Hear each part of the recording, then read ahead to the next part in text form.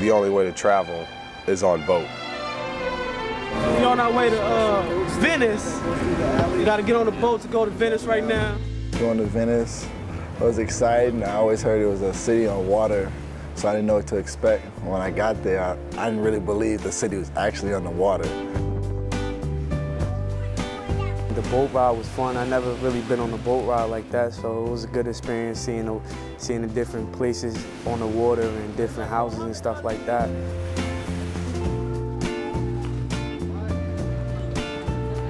The experience of being there is just like unreal. I mean, it's a great place to be. It's going to be a beautiful day here. We'll enjoy ourselves, a little sightseeing, Italy's a beautiful country. I like it. I just don't like the fact that it's just water. That's the whole beauty of it. No, it's not, man. You're gonna see a lot of lions with wings. Everywhere you see a little lion holding a book, that means that you are looking at a former public building of the Republic of Venice. There's no real roads there. It's really small, and just like everyone's all jam-packed together, walking.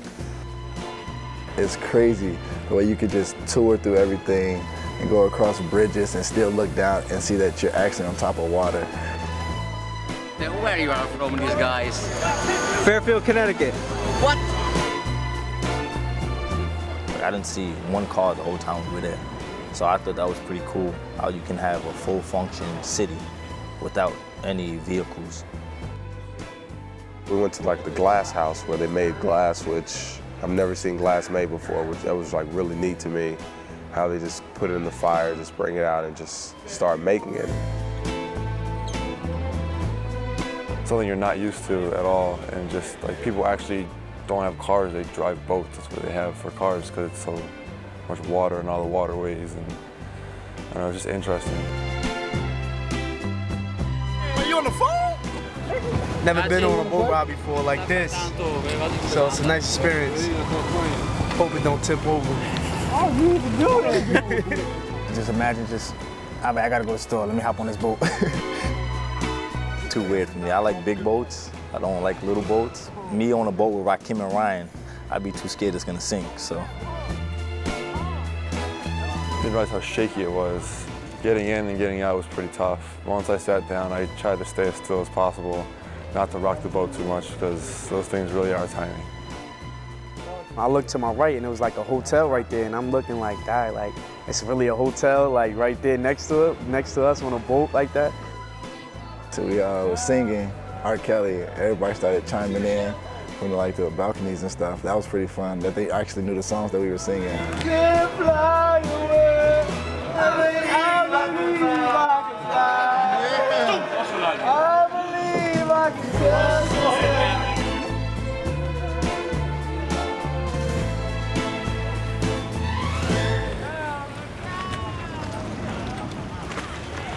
Just had a great time in Venice. We took a boat ride around town, saw a lot of the city, but now we're getting down to business here. We're about to go practice. Our guys are a little beat, but they know, great opportunity to get better and to get ready for our game tomorrow night.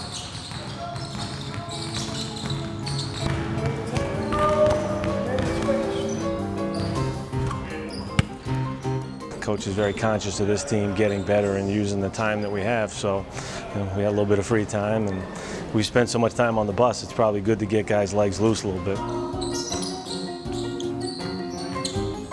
I just saw that these guys were itching a little bit to get in the gym. It sounds crazy, it was a long day, but these guys have a certain vibe with them where if they go too long without picking up a ball and playing together, you can just notice it.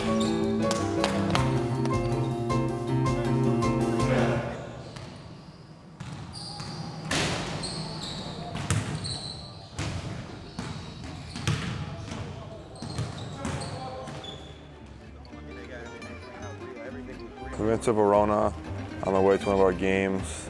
It was a nice little city. The big claim there is they have Juliet's balcony from Romeo and Juliet, so it was cool to see that. Back in high school, I actually did a play, Romeo and Juliet, and I actually played Romeo. So it was actually fun to get to see that. To see the inspiration for that story was kind of interesting. Jamel and Keith and Mo, they were drinking the water and they were like, oh man, this is really good. And I was looking like there's no way I'd ever drink that water. Yeah, that's better in around that water. It's refreshing. It's cold. I wouldn't do it back at home because I don't trust the sewer system at home. The fountain it was coming out of, it just looked nasty. They were like, you have to taste this water, you have to taste it. So I took a sip of it and it was really good. It was cold. It was really good water. And then we tried to go to the game, sleep 2 hours, woke up, thought everything was good, looked around, asked Ryan where he was, he didn't know. Took a wrong turn somewhere, ended up in this big field, like actually in a cornfield. Me and Ryan said the gym is definitely not that way. We were driving down this small, narrow road in this big tour bus, and we just knew nothing good could come out of this. I remember just thinking on the bus, like, where are we going? Like this, there's no way there's a gym down this street. It took all day to get there, and it was really, it was tough on our guys to travel. I mean, we spent like 4 hours in a bus before we got there.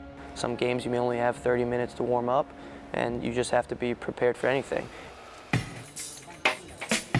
You're playing against an Italian pro team, and these guys dedicate all their time to it. It's not like we were just playing pickup games. These guys spend full year on their preparations and their team. Play hard, 1, 2, 3.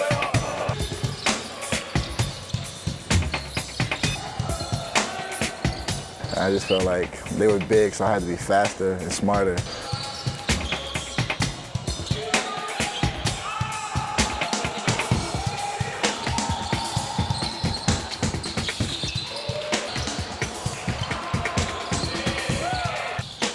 It was a very good team. It was a big team.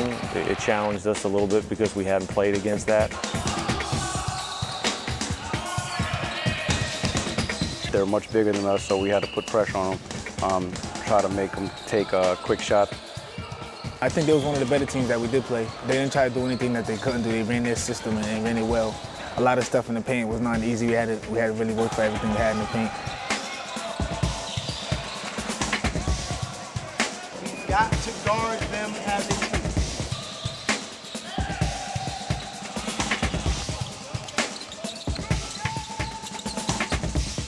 We knew it was going to be a tough game. That was, very well-coached team. They came out, got on a little run, made some threes. Big team, got some offensive rebounds. But the main thing, regardless of what was happening, you have to continue to defend, then the offense will kind of take care of itself. You're going to have some breakdowns. I mean, if you play against really good offensive players and a team that shares the ball well, they're going to break you down a bit. And so our thing is we've just got to help each other out. So if you beat me, then my teammate's going to cover my back. It's about us and doing what we do. And if we do all the things right, then we have a good chance to win every game we play.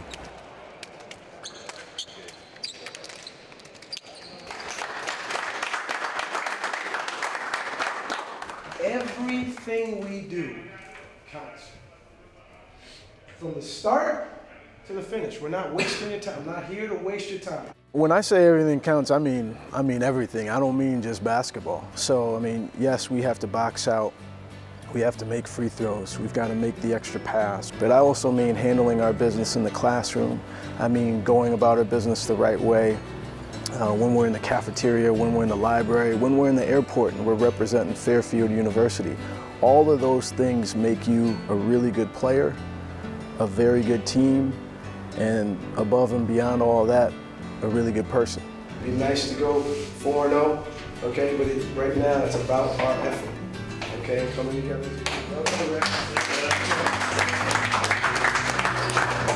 You acted like a family, all right? Acted like a family. Family, 1, 2, 3, family! Well, it's game number 3, off to Lake Como.